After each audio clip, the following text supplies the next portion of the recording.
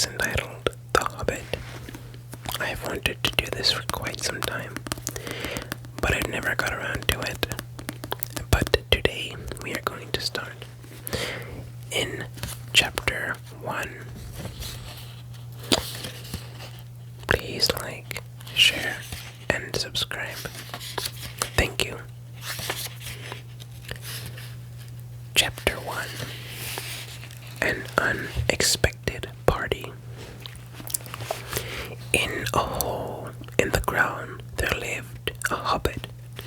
Not a nasty, dirty, wet hole filled with the ends of worms and an oozy smell, nor yet a dry, bare, sandy hole with nothing in it to sit down on or to eat.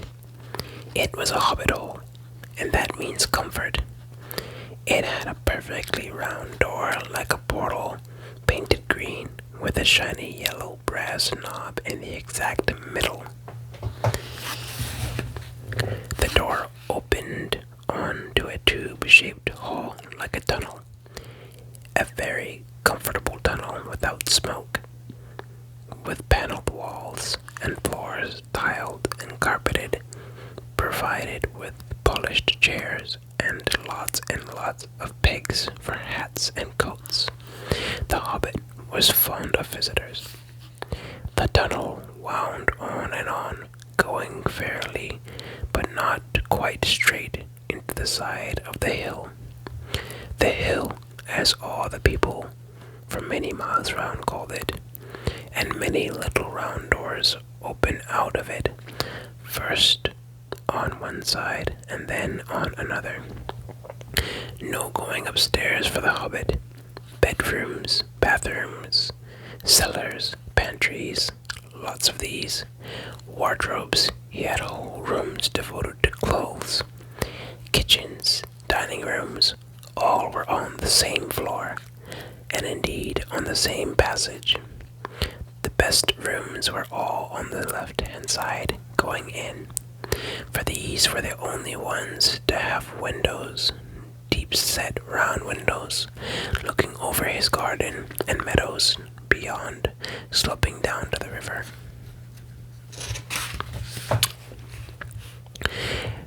This hobbit was a very well-to-do hobbit, and his name was Baggins. The Bagginses had lived in the neighborhood of the hill for time out of mind, and people considered them very respectable, not only because most of them were rich, but also because they never had any adventures or did anything unexpected. You could tell what a Baggins would say on any question without the bother of asking him.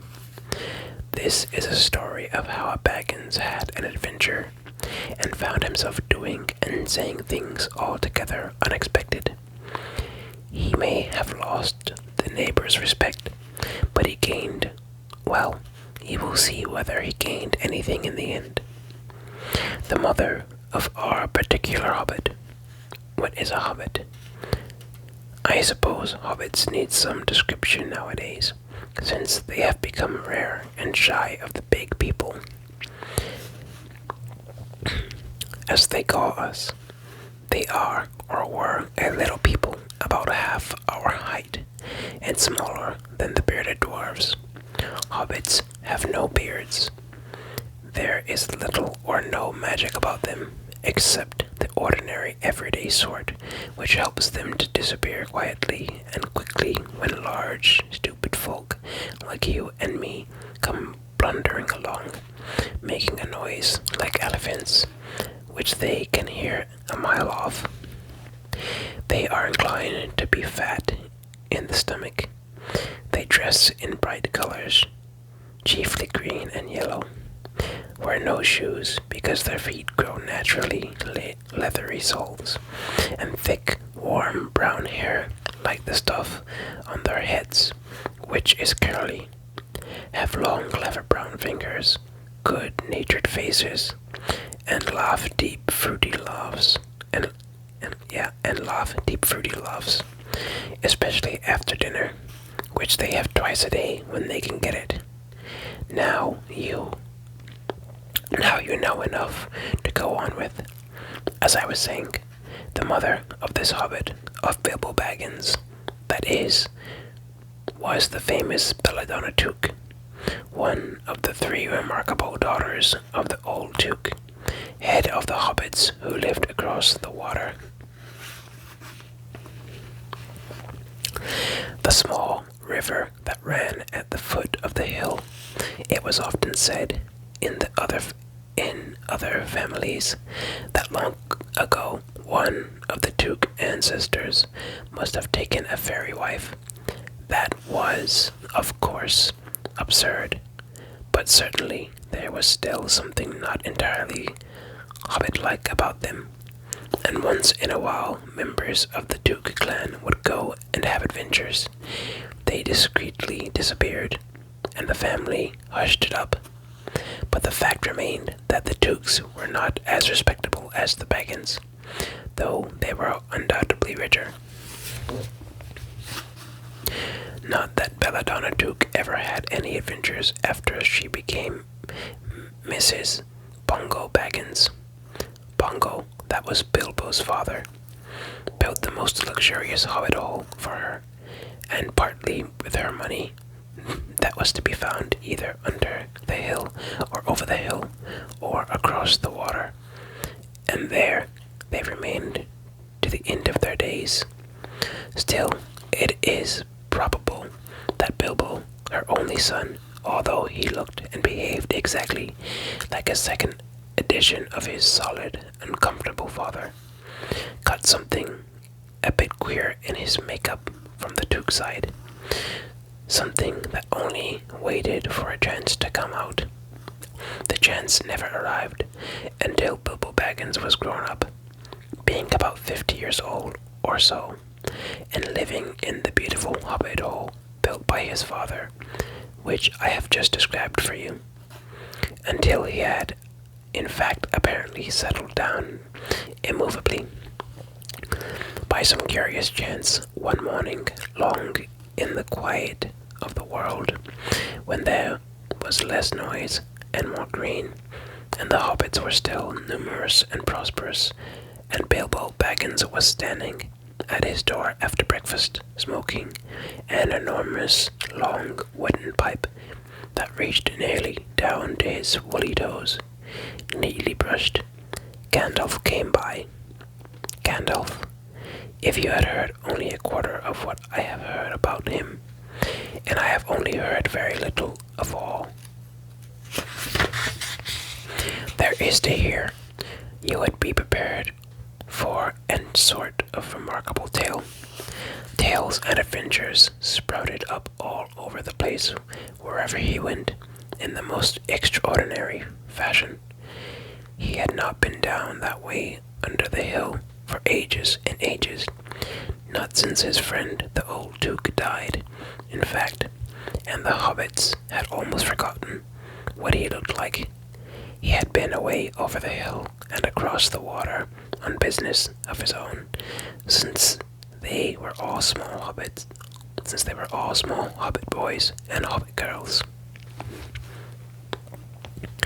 All that the unsuspected Bilbo saw that morning was an old man with a staff. He had a tall pointed blue hat, a long grey cloak, a silver scarf over his long white beard hung down below his waist, and immense black boots. "Good morning," said Bilbo, and he meant it. The sun was shining, and the grass was very green, but Gandalf looked at him from under long bushy eyebrows that stuck out further than the brim of his shady hat.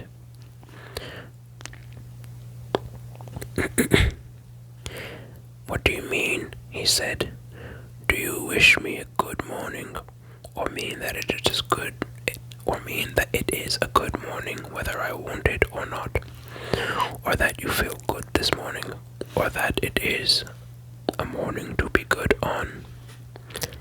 "All of them at once," said Bilbo, "and a very fine morning for a pipe of tobacco out of doors, into the bargain.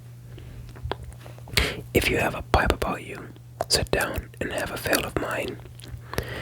There's no hurry. We have all the day before us. Then Bilbo sat down on a seat by his door, crossed his legs, and blew out a beautiful grey ring of smoke that sailed up into the air without breaking and floated away over the hill.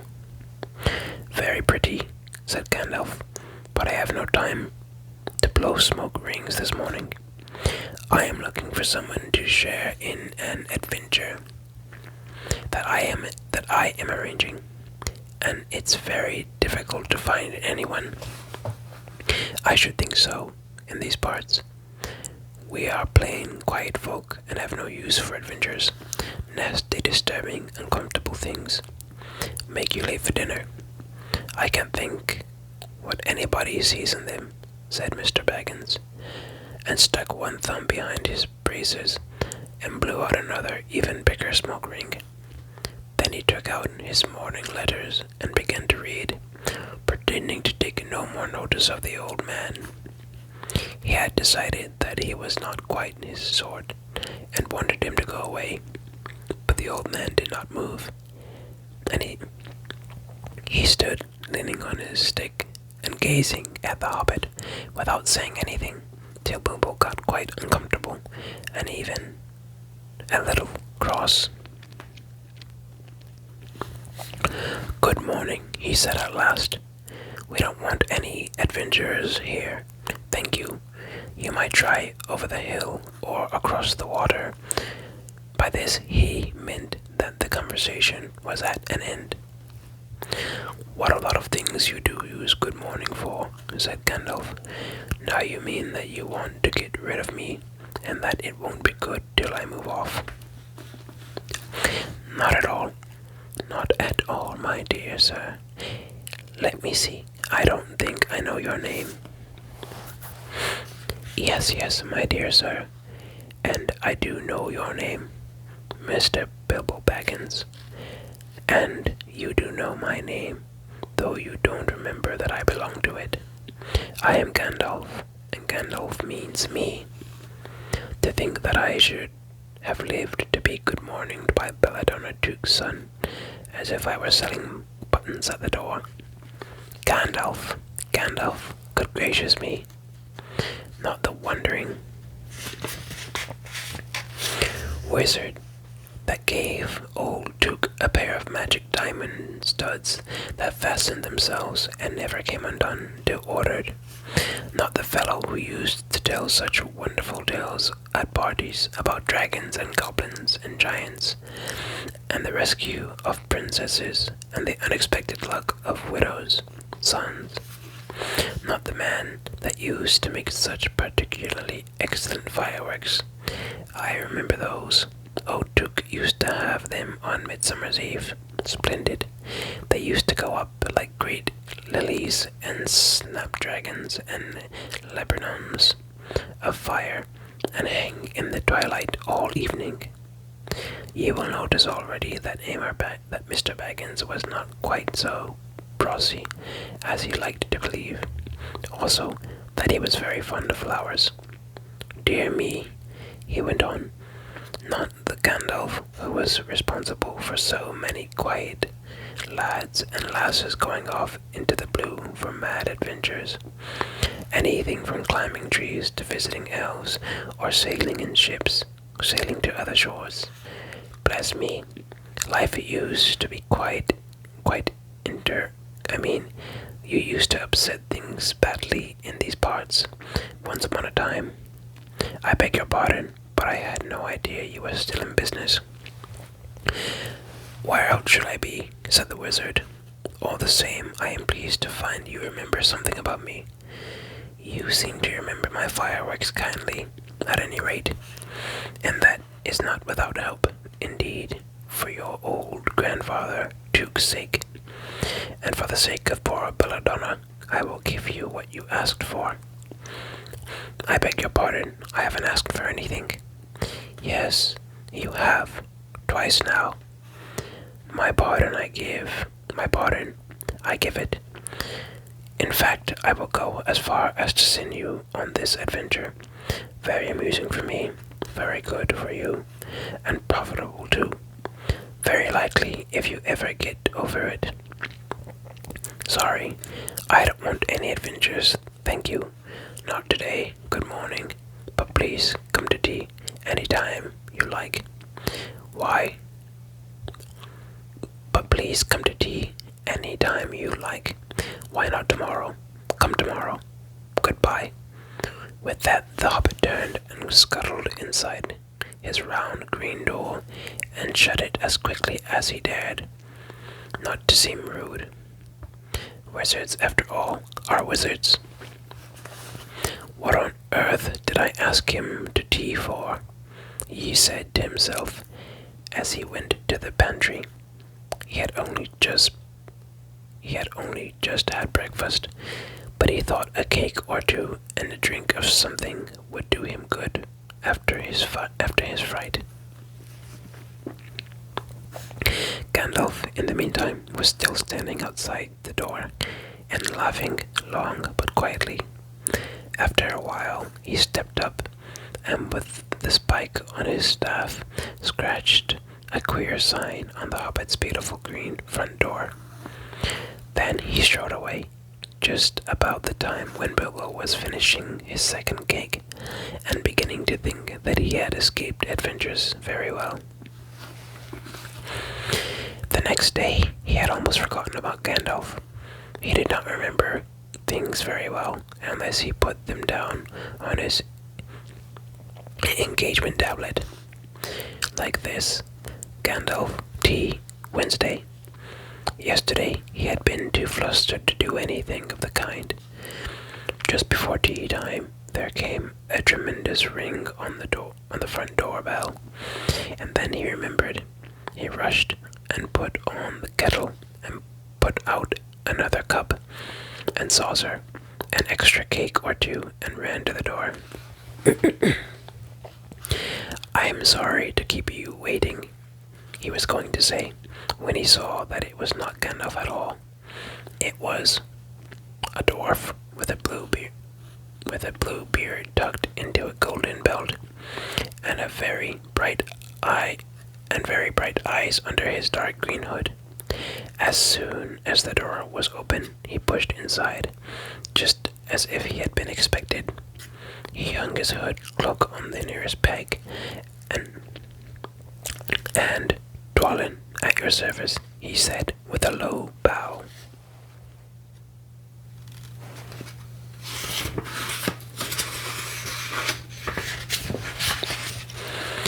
Bilbo Baggins, at yours, said the hobbit, too surprised to ask any questions for the moment. When the silence that followed had become uncomfortable, he added, I am just about to take tea. Pray come and have some with me. A little stiff, perhaps, but he meant it kindly. And what would you do if an uninvited dwarf came and hung his things up in your hall without a word of explanation? They had not been at the table long. In fact, they had hardly reached the third cake when there came another, even louder ring at the bell. Excuse me, said the hobbit, and off he went to the door. So you have gotten here at last. That was what he was going to say to Gandalf this time, but it was not Gandalf. Instead, there was a very old-looking dwarf on the step with a white beard and a scarlet hood, and he too hopped inside as soon as the door was open, just as if he had been invited. I see they have begun to arrive already, he said, when he caught sight of Dwalin's green hood hanging up. He hung his red one next to it, and Balin, at your service, he said, with his hand on his breast. Thank you, said Bilbo, with a gasp. It was not the correct thing to say, but they have begun to arrive. That flustered him badly.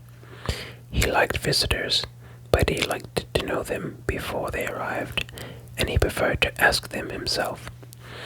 He had a horrible thought that the cakes might run short, and then he, as the host, he knew his duty and stuck to it, however painful he might have to go without.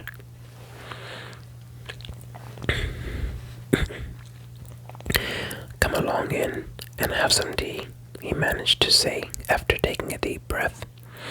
"A little beer would suit me better, if it is at all the same to you, my good sir," said Balin, with the white beard. But I don't mind some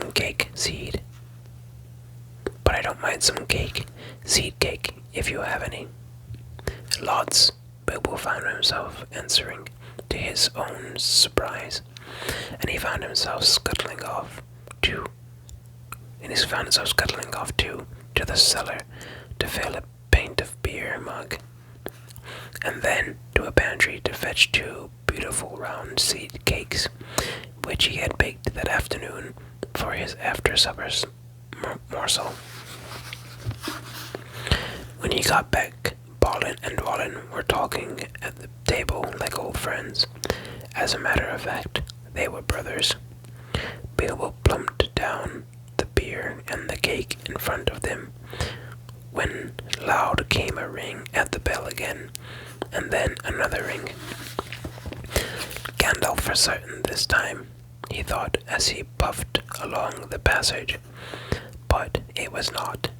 It was 2 more dwarves, both with blue hoods, silver belts, and yellow beards, and each of them carried a bag of tools and a spade. In they hopped as soon as the door began to open. Bilbo was hardly surprised at all.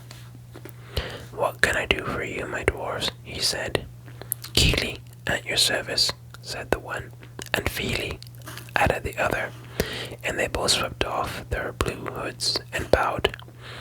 "At yours and your families," replied Bilbo, remembering his manners this time. "Dwalin and Balin here already, I see," said Kili. "Let us join the throng." "Throng," thought Mr. Baggins. "I don't like the sound of that. I really must sit down for a minute and collect my wits and have a drink." He had only just had a sip. In the corner, while the 4 dwarves sat around the table and talked about mines and gold and troubles with the goblins and the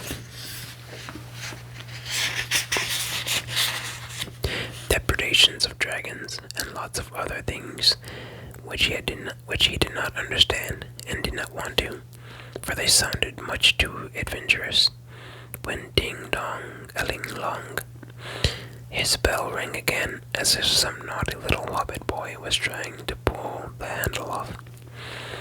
"Someone at the door," he said, blinking. "Some 4, I should say by the sound," said Fili. "Besides, I saw them coming along behind us in the distance." The poor little hobbit sat down in the hall and put his head in his hands and wondered what had happened, and what was going to happen, and whether they would all stay to supper. Then the bell rang again, louder than ever, and he had to run to the door. It was not 4 after all. It was 5. Another dwarf had come along while he was wandering in the hall. He had hardly turned the knob before they were all inside, bowing and saying, "At your service," one after the other. Dori, Nori, Ori, Oin, and Gloin were their names, and very soon 2 purple hoods, a grey hood, a brown hood, and a white hood were hanging on the pegs, and off they marched with their broad hands stuck in their gold and silver belts to join the others. Already it had almost become a throng. Some called for ale, and some for porter, and one for coffee, and all of them for cakes, so the hobbit was kept very busy for a while. Poor Bilbo. A big jug of coffee had just been set in the hearth. The seed cakes were gone, and the dwarfs were starting on a round of buttered scones, when there came a loud knock. Not a ring, but a hard rat-tat on the Hobbit's beautiful green door. Somebody was banging with a stick. Bilbo rushed along the passage, very angry and altogether bewildered. This was the most awkward Wednesday he had ever remembered. He pulled open the door with a jerk, and they all fell in, one on top of the other. More dwarves, 4 more, and there was Gandalf behind, leaning on his staff and laughing. He had made quite a dint on the beautiful door. He had also, by the way, knocked out the secret mark that he had put there the morning before.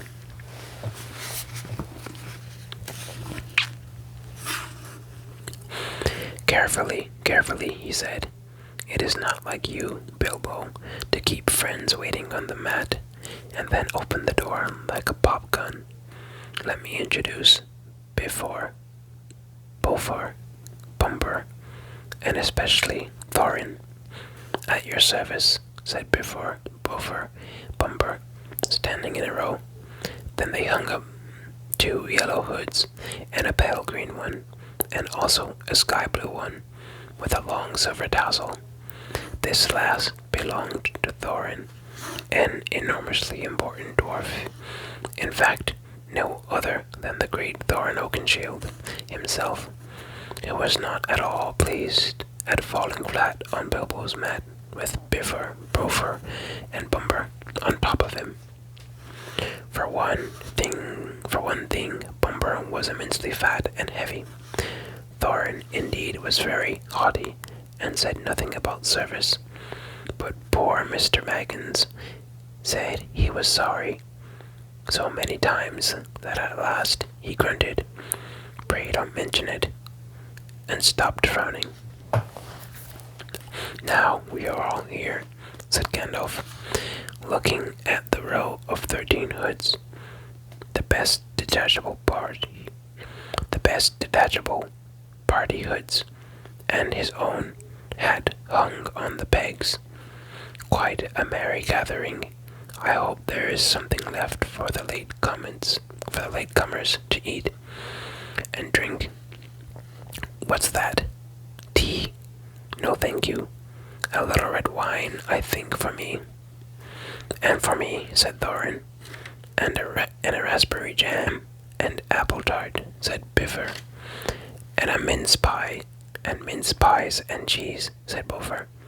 And pork pie and salad, said Bumper.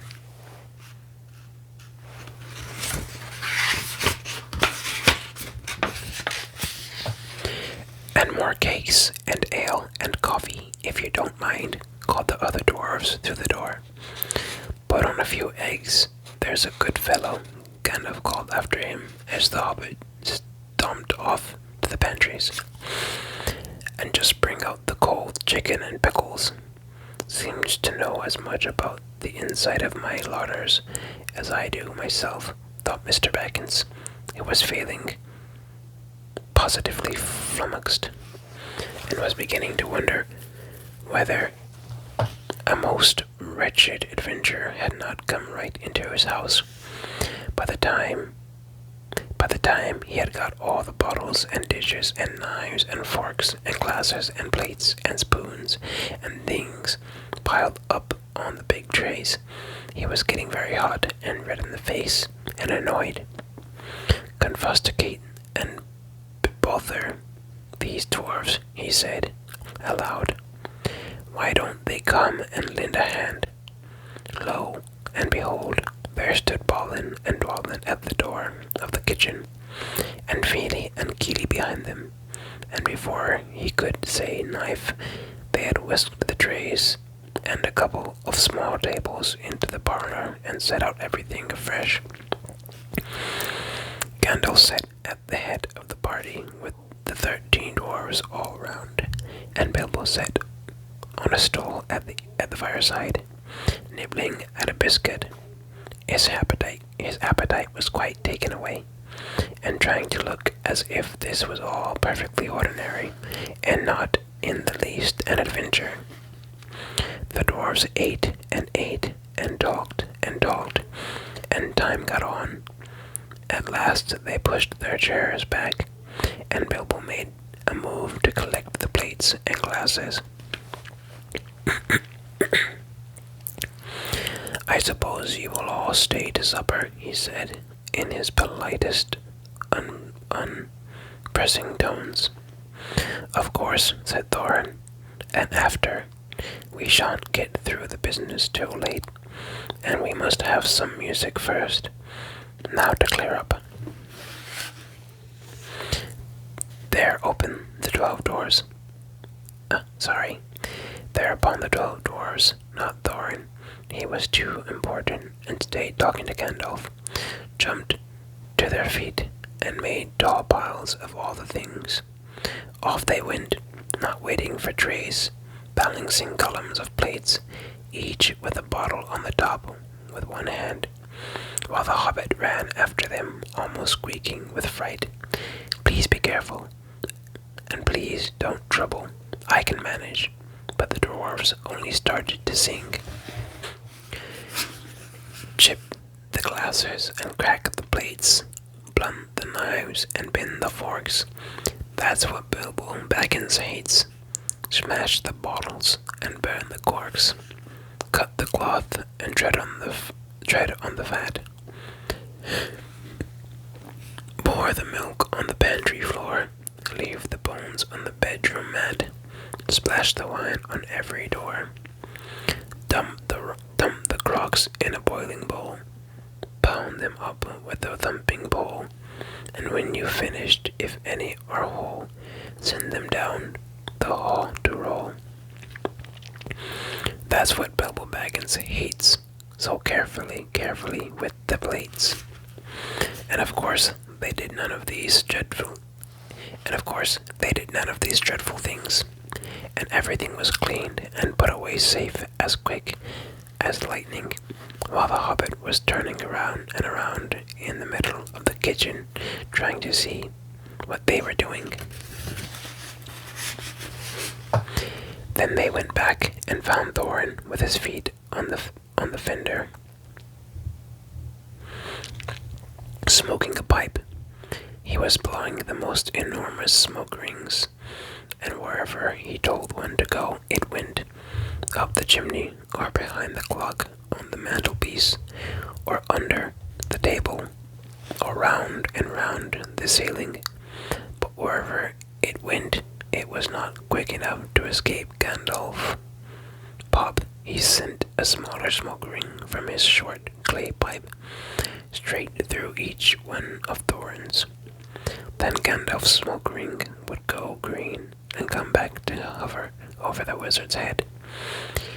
He had a cloud of them about him already, and in the dim light it made him look strange and sorcerous. Bilbo stood still and watched. He loved smoke rings, and then he blushed to think how proud he had been yesterday morning of the smoke rings he had sent up the wind over the hill. Now for some music, said Thorin. Bring out the instruments. Keely and Feely rushed for their bags and brought back little fiddles. Dori and Ori brought out flutes from somewhere inside their coats. Bumber produced a drum from the hall. Biffer and Bover went out too, and came back with clarinets that they had left among the walking sticks. Dwalin and Balin said, "Excuse me, I left mine in the porch." "Just bring mine in with you," said Thorin. They came back with vials as big as themselves, and with Thorin's harp wrapped in a green cloth. It was a beautiful golden harp, and when Thorin struck it, the music began all at once, so sudden and sweet that Bilbo forgot everything else, and was swept away into dark lands under strange moons, far over the water, and very far from his hobbit hole under the hill. The dark came into the room from the little window that opened in the side of the hill. The firelight flickered. It was April, and still they played on, while the shadow of Gandalf's beard wagged against the wall. The dark filled all the room, and the fire died down, and the shadows were lost, and still they played on. And suddenly, first one and then another began to sing as they played, deep-throated singing of the dwarves in the deep places of their ancient homes. And this is like a fragment of their song, if it can be like their song without their music. Far over the misty mountains cold, to dungeons deep and caverns old, we must away ere break of day, to seek the pale enchanted gold. The dwarves of yore made mighty spells, while hammers fell like ringing bells, in places deep where dark things sleep, in hollow halls beneath the fells. For ancient king and elvish lord, there many a gleaming golden hoard, they shaped and wrought and light they got, to hide in gems on hilt or sword.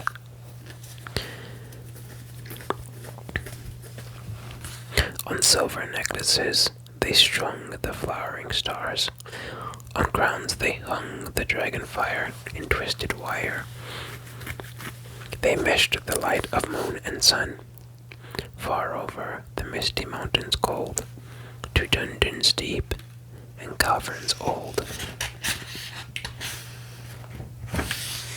We must away ere break of day, to claim our long forgotten gold.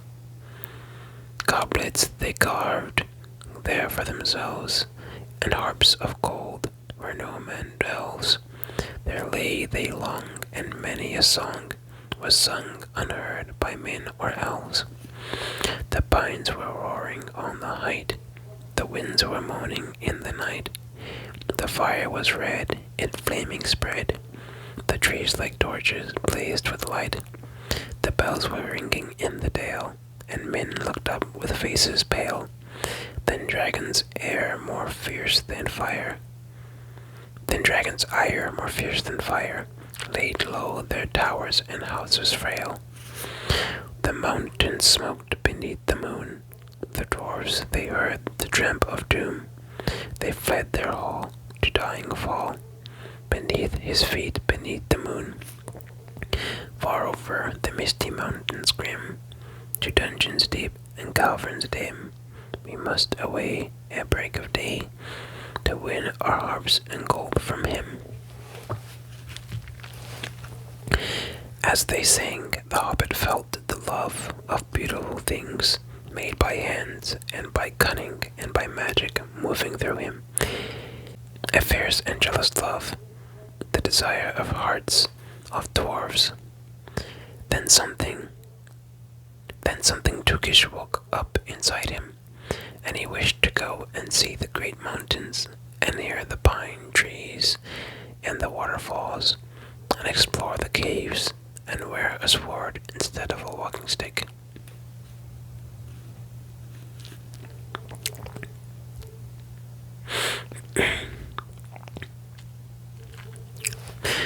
He looked out of the window. The stars were out in a dark sky above the trees. He thought of the jewels of the dwarfs shining in the dark caverns.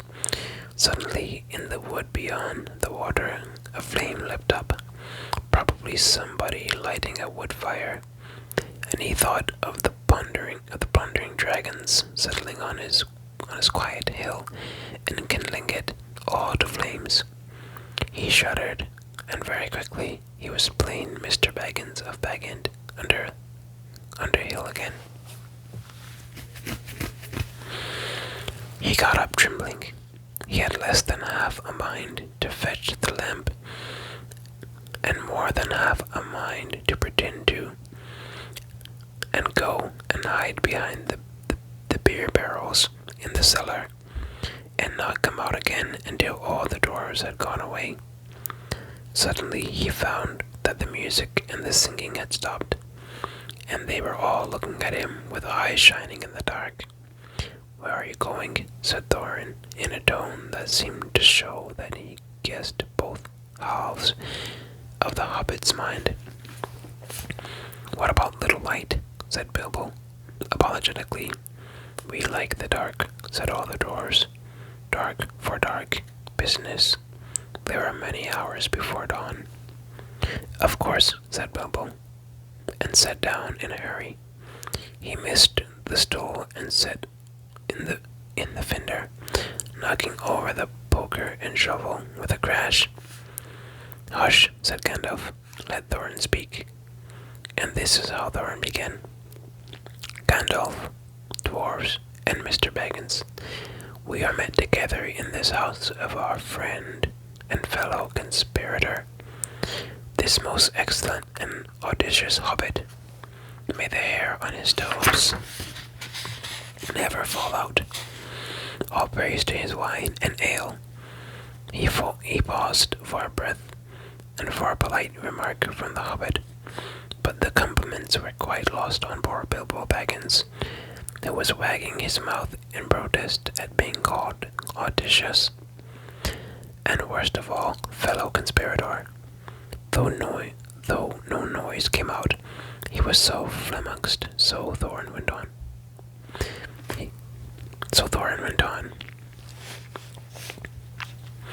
"We are meant to discuss our plans, our ways, means, policy, and devices.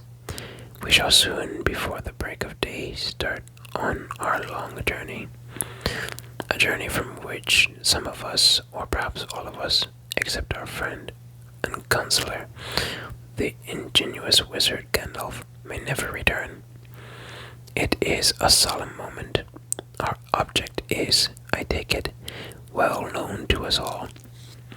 To the estimable Mr. Baggins, and perhaps to one or two of the younger dwarves, I think I should be right in naming Keely and Feely, for instance. The exact situation at the moment may require a little brief explanation." This was Thorin's style. He was an important dwarf. If he had been allowed, he would probably have gone on like this until he was out of breath, without telling anyone there anything that was not known already. But he was rudely interrupted. Poor Bilbo couldn't bear it any longer. At may never return, he began to feel a shriek coming up inside, and very soon it burst out like the whistle of an engine coming out of a tunnel. All the dwarves sprang up, knocking over the table. Gandalf struck a blue light on the end of his magic staff, and in its firework glare the poor little hobbit could be seen kneeling on the hearth rug, shaking like a jelly that was melting. Then he fell flat on the floor and kept on calling out, struck by lightning, over and over again. And that was all they could get out of him for a long time. So they took him and laid him out of the way on the drawing-room sofa with a drink at his elbow, and they went back to their dark business.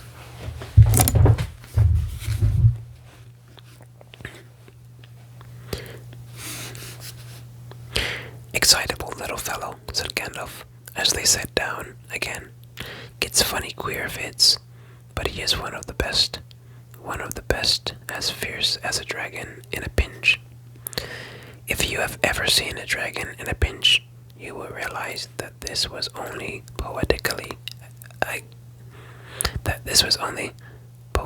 exaggeration applied to any hobbit, even to old Duke's great-grand-uncle Belrorer, who was so huge for hobbit that he could ride a horse. He charged the rings of the goblins of Mount Cram in the Battle of the Greenfields, and knocked their King Gulfimbol's head clean off with a wooden club. It sailed 100 yards through the air and went down a rabbit hole. And in this, the battle was won and the game of golf invented at the same time. In the meanwhile, however, Bilwar's gentler descendant was reviving in the drawing room after a while.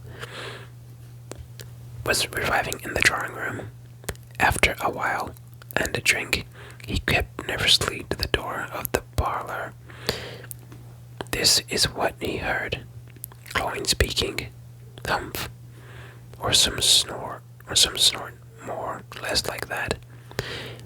Well, he do you think? It is all very well for Gandalf to talk about this hobbit being fierce, but one shriek like that in a moment of excitement would be enough to wake the dragon and all his relatives, and kill the lot of us. I think it sounded more like a fright than excitement. In fact, if it had not been for the sign on the door, I should have been sure we had come to the wrong house. As soon as I clapped eyes on the little fellow nobbing and puffing on the mat, I had my doubts. He looks more like a grocer than a burglar. Then Mr. Baggins turned the handle and went in. The Took side had won. He suddenly felt he might go without bed and breakfast to the bed and breakfast to be thought fierce. As for the little fellow bobbling on the mat, it almost made him really fierce. Many a time afterwards the Baggins part regretted what he did now, and he said to himself, Bilbo, you were a fool. You walked right in and put your foot in it. Pardon me, he said, if I have overheard words that you were saying. I don't pretend to understand what you are talking about, or your references to burglars, but I think I am right in believing this is what he called being on his dignity. That you think I am no good. I will show you. I have no signs on my door. It was painted a week ago, and I am quite sure you have come to the wrong house. As soon as I saw your funny faces on the doorstep, I had my doubts, but treat it as the right one.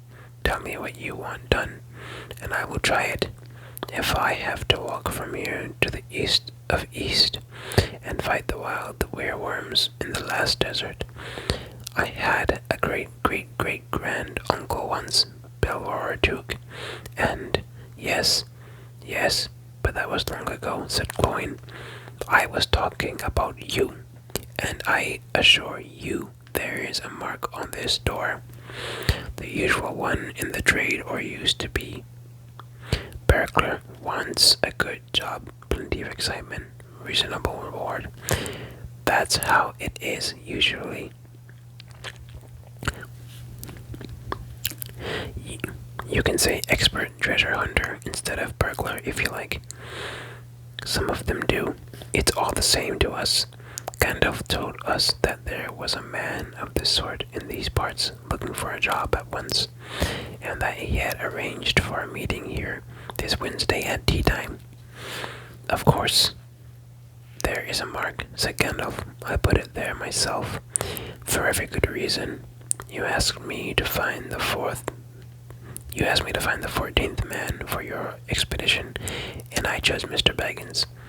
Just let anyone say I chose the wrong man or the wrong house, and you can stop at 13 and have all the bad luck you like, or go back to digging coal. He scowled so angrily at Cloyne that the dwarf huddled back in his chair, and when Bilbo tried to open his mouth to ask a question, he turned and frowned at him and stuck out his bushy eyebrows, till Bilbo shut his mouth tight with a snap. That's right, said Gandalf. Let's have no more argument. I have chosen Mr. Baggins, and that ought to be enough for all of you. If I say he is a burglar he is, or will be when the time comes. There is a lot more in him than you guess, and a deal more than he has any idea of himself. You may possibly all live to thank me yet. Now, Bilbo, my boy, fetch the lamp and let's have a little more of this. On the table, in the light of a big lamp, with a red shade, he spread a piece of parchment, rather like a map. This was made by Thror, your grandfather, Thorin, he said in answer to the dwarves' exciting questions. It is a plan of the mountain. I don't see that this will help us much, said Thorin, disappointedly after a glance. I remember the mountain well enough, and the lands about it, and I know where Mirkwood is, and the withered heath where the great dragons bred. There is a dragon marked in red on the mountain, said Balin, but it will be easy enough to find him without that, if ever we arrive there. There is one point that you haven't noticed, said the wizard, and that is the secret entrance. You see that rune on the west side, and the hand pointing to it from the other runes. That marks a hidden passage to the lower halls. Look at the map at the beginning of this book, and you will see there the ruins. It may have been secret once, said Thorin, but how do we know that it is a secret any longer? Old Smaug has lived there long enough now to find out anything there is to know about those caves. He may, but he can't use it for years. Why? Oh, sorry. He may, but he can't have used it for years and years. Why? Because it is too small. 5 feet high, the door, and 3 may walk abreast, say the runes. But Smaug could not creep into a hole that size, not even when he was a young dragon. Certainly not after devouring so many of the dwarves and men of Dale. It seems a great big hole to me, squeaked Bilbo, who had no experience of dragons and only of hobbit holes. He was getting excited and interested again, so that he forgot to keep his mouth shut. He loved maps, and in his hall there hung a large one of the country round, with all his favorite walks marked on it in red ink. How could such a large door be kept secret from everybody outside, apart from the dragon? He asked. He was only a little hobbit, you mustn't remember. In lots of ways, said Gandalf, but in what way this one has been hidden, we don't know without going to see. From what it says on the map, I should guess there is a closed door, which has been made to look exactly like the side of the mountain. That it is usually dwarves' method. That is the usual dwarves' method. I think that is right, isn't it? Quite right, said Thorin. Also, went on Gandalf. I forgot to mention that with the map went a key, a small and curious key. Here it is, he said, and handed to Thorin a key with a long barrel and intricate words made of silver. Keep it safe. Indeed I will, said Thorin, and he fastened it upon a fine chain that hung about his neck and under his jacket. Now things begin to look more hopeful. This news alters them much for the better. So far we have had no clear idea what to do. We thought of being east as quiet and careful as we could, as far as the long lake. After that, the trouble would begin. A long time before that, if I know anything about the roads east, interrupted Gandalf. We might go from there up along the river running, went on Thorin, taking no notice, and so to the ruins of Dale, the old town in the valley there, under the shadow of the mountain. But We none of us liked the idea of the front gate. The river runs right out of it through the great cliff at the south of the mountain, and out of it comes the dragon too. Too far, too often, unless he has changed his habits. That would be no good, said the wizard. Not without a mighty warrior, even a hero. I tried to find one, but warriors are busy fighting one another in distant lands, and in this neighborhood, heroes are scarce, or simply not to be found.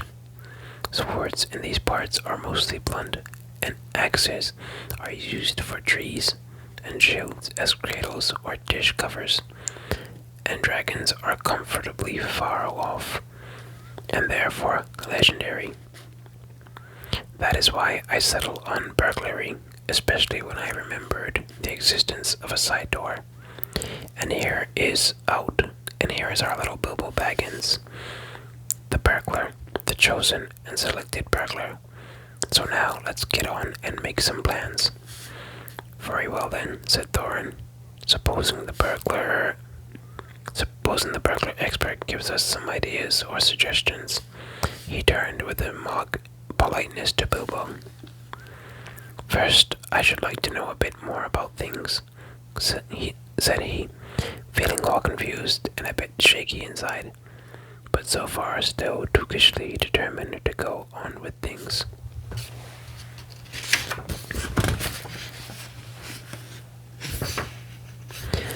I mean, about the gold and the dragon and all that, and how it got there, and who it belongs to, and so on and further.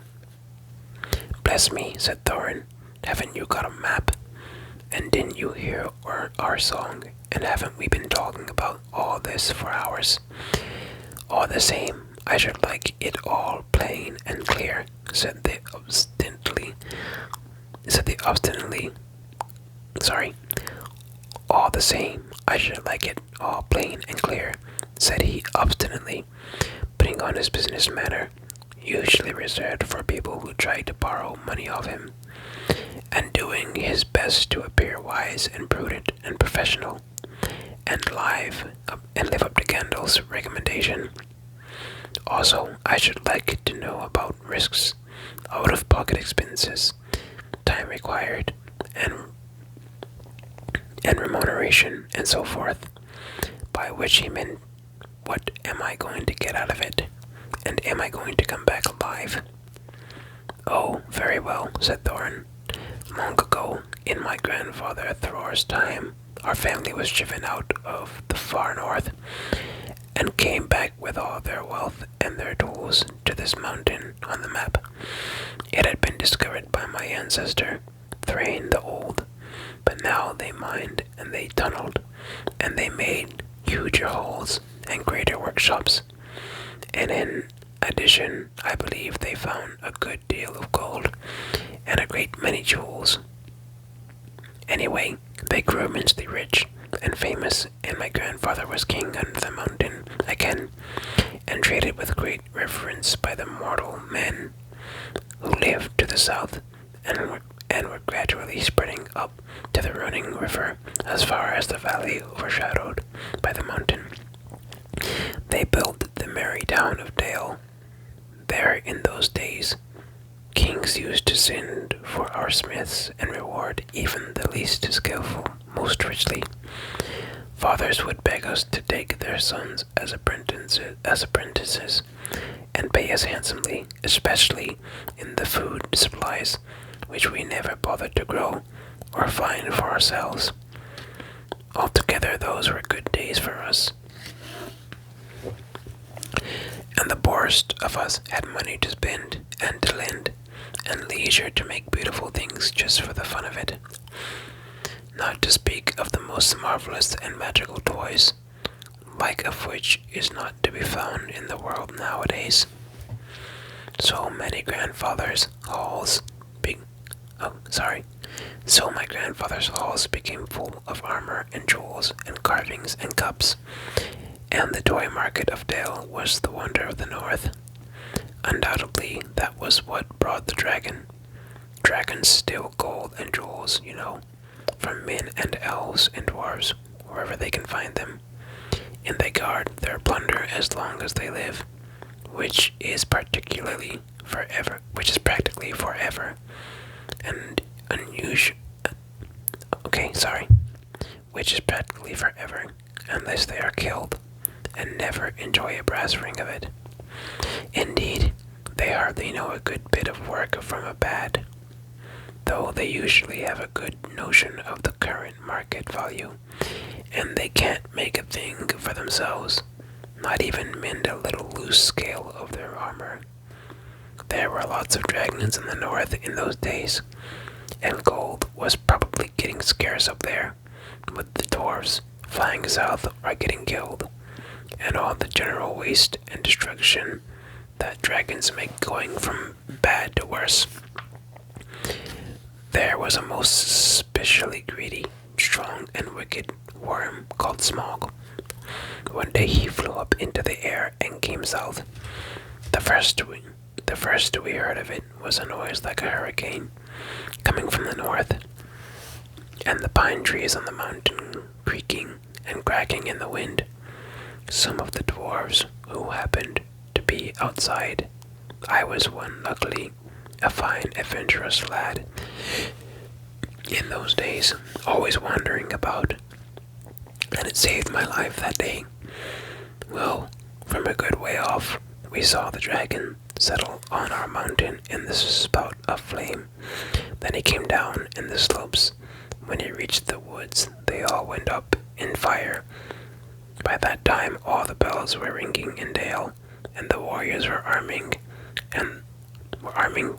The dwarfs rushed out of their grate.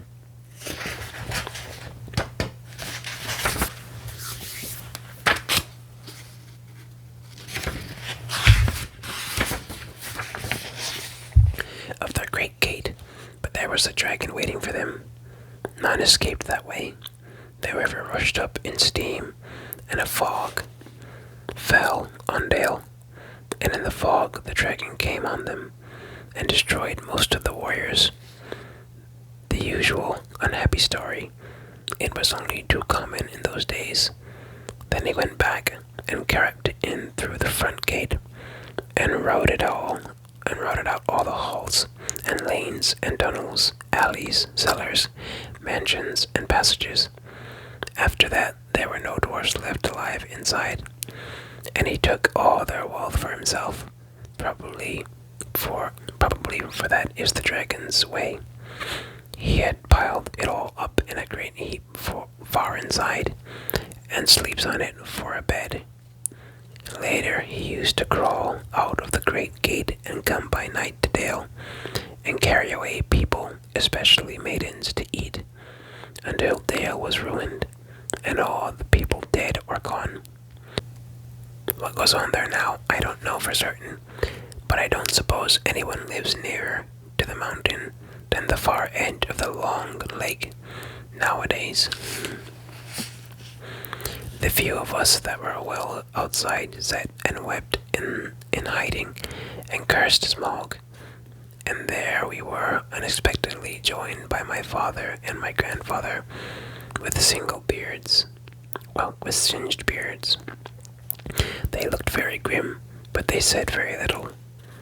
When I asked how they had got away, they told me to hold my tongue, and said that one day, in the proper time, I should know. After that, we went away, and we have had to earn our living as best we could up and down the lands, often enough sinking as low as blacksmith work, or even coal mining. But we have never forgotten our stolen treasure, and even now, when I will allow, we have a good bit laid by, and are not so badly off. Here, Thorn stroked the gold chain around his neck. We still mean to get it back, and to bring our cursors home to Smog if we can. I have often wondered about my father's and my grandfather's escape. I see now they must have had a private side door, which only they knew about, but apparently they made a map, and I should like to know how Gandalf got hold of it, and why it did not come down to me.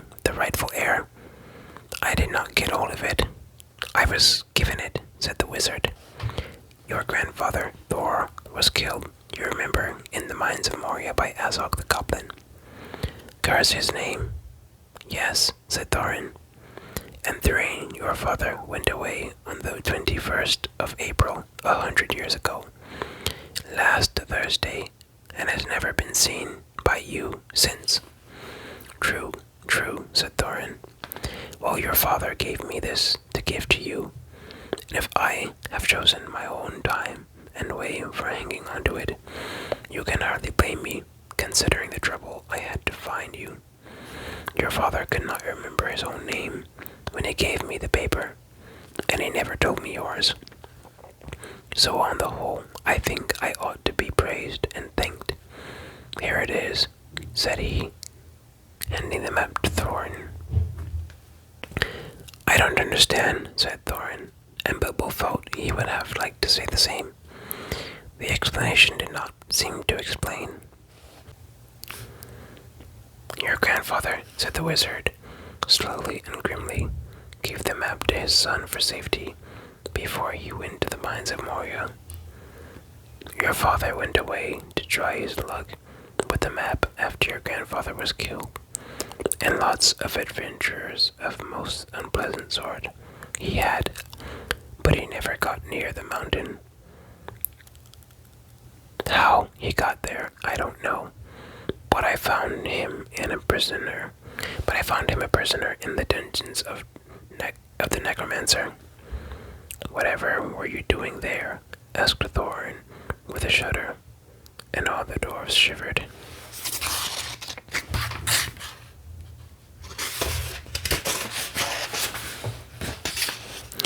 Never you mind. I was finding things out, as usual, and a nasty, dangerous business it was. Even I, Gandalf, only just escaped. I tried to save your father, but it was too late. He was witless and wandering, and had forgotten almost everything except the map and the key. We have long ago paid the goblins of Moria, said Thorin. We must give a thought to the necromancer. Don't be absurd. He is an enemy far beyond the powers of all the dwarves put together. If they could all be collected again from the four corners of the world, the one thing your father wished was for his son to read the map and use the key.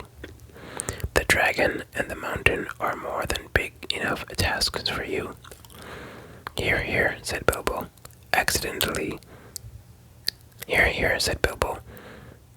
and accidentally said it aloud. Hear what? They all said, turning suddenly towards him, and he was so flustered that he answered, Hear what I have got to say. What's that? They asked. Well, I should say that you ought to go east and have a look around. After all, there is the side door, and dragons must sleep sometime, I suppose. If you sit on the doorstep long enough, I dare say you will think of something. And well, don't you know, I think we have talked long enough for one night, if you see what I mean. What about bed, an early start, and all that? I will give you a good breakfast before you go. Before we go, I suppose you mean, said Thorin. Aren't you the burglar, and isn't sitting on the doorstep your job? Not to speak of getting inside the door. But I agree about bed and breakfast. I like 6 eggs with my ham when starting on a journey, fried, not poached, and mind you don't break 'em. After all the others had ordered their breakfast without so much as a please, which annoyed Bilbo very much, they all got up. The Hobbit had to find room for them all, and filled all his spare rooms, and made beds on the chairs and sofas before he got them all stowed, and went to his own little bed very tired and not altogether happy. One thing he did make his mind up about was not to bother to get up very early and cook everybody else's wretched breakfast. The doogishness was wearing off, and he was not now quite so sure that he was going on any journey in the morning. As he lay in bed, you could hear As he lay in bed, he could hear Thorin still humming to himself in the best bedroom next to him. Far over the misty mountains cold, 2 dungeons deep and caverns old, we must away at break of day to find our long forgotten gold. Bilbo went to sleep with that in his ears, and it gave him very uncomfortable dreams. It was long after break of day when he awoke.